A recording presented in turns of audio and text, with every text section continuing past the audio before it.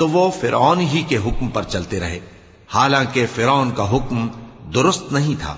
وہ قیامت کے دن اپنی قوم کے آگے آگے چلے گا، پھر ان کو دوزخ میں جا اتارے گا، اور جس مقام پر وہ اتارے جائیں گے وہ برا ہے۔ اور اس جہان میں بھی لعنت ان کے پیچھے لگا دی گئی، اور قیامت کے دن بھی پیچھے لگی رہے گی۔